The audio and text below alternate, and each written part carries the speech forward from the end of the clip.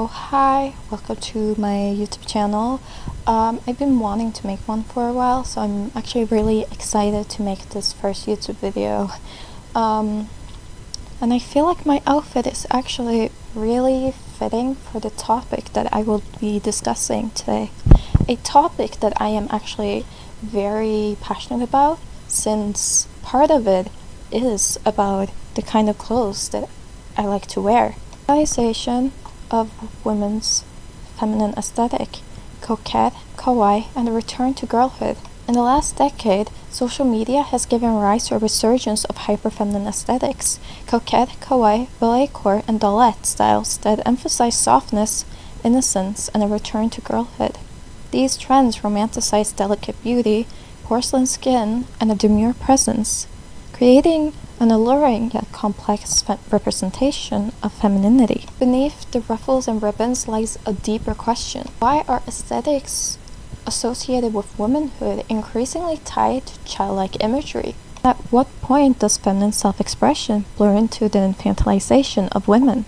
Rise of feminine aesthetic movements. Soft, romantic coquette aesthetic inspired by 18th century beauty ideals and Lana Del Rey's melancholic femininity to kawaii culture, which embraces playful innocence. The celebration of hyperfemininity is nothing new. Aesthetics have long existed as a response to rigid beauty standards. The Kawaii movement in Japan emerged as a rebellion against the societal expectations, allowing women to reclaim cuteness as a form of self-expression. Meanwhile, coquette and balletcore are in part reactions against the clean girl minimalism dominated mainstream fashion, shaped into something softer, more romantic, and perhaps more traditionally feminine. What happens when femininity is only valued when it mirrors the traits of childhood? Infantilization versus empowerment. The line between embracing soft femininity and being reduced to a childlike image. Many of these trends emphasize wide eyes, blushed cheeks, and high-pitched voices and dainty movements, traits that mimic youth rather than adulthood. We see this reflected in media. The ideal female protagonist is often shy, naive, and effortlessly beautiful. It's not desired because of her power, but because of her vulnerability. Infantilization of femininity reinforces the idea that women are more appealing when they are small, delicate, and non-threatening. It's not just a beauty trend, it's a historical pattern. In the 1950s, women were encouraged to be soft-spoken housewives, appearing innocent and submissive. Earlier in the Victorian era, fragility was a beauty standard, and fainting were considered signs of ideal femininity. While modern feminine aesthetics may seem fresh and new, they actually echo older traditions of valuing women for their girlish qualities rather than their autonomy. Male gaze and the fetishization of innocence. Another reason these aesthetics are so popular is because they align with a long-standing cultural fantasy, the fetishization of innocence. Infantilization of women is deeply tied to the male gaze. The trope in media is the innocent but attractive woman, naive, pure, and childlike, yet still sexualized. Think about how many female characters are written to be clueless about their own attractiveness. Women in entertainment are often dressed in a way that blends childlike innocence with adult sensuality. It can be seen in everything from the baby voice trend in music, fashion that incorporates schoolgirl aesthetics.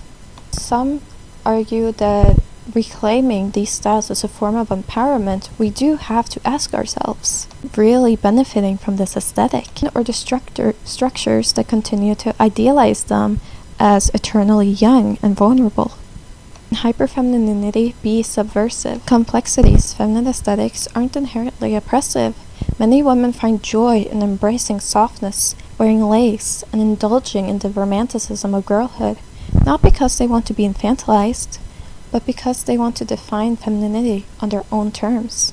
There's power in reclaiming what has been historically used to limit us, just as goth and punk subcultures rejected traditional beauty standards. Feminine aesthetics can serve as a rebellion against the idea that strength only comes in masculine forms. The problem isn't femininity, it's the way society frames it. If a woman chooses to embrace cuteness and softness for herself, it's empowerment. If she feels pressure to perform innocence for the approval of others, that's infantilization. Aiming femininity without regression. Today, femininity should be about choice, not expectation. The issue isn't that women are embracing hyperfeminine aesthetics, it's that society still struggles to separate femininity from submission and youthfulness from desirability. Instead of reducing women to girlish figures, celebrate the full spectrum of femininity, soft, strong, mature, and everything in between. The next time you see a viral trend romanticizing girlhood, ask yourself, self-expression? Is it another way that the world is telling women that they're only valuable if they remain little girls? That is today's video.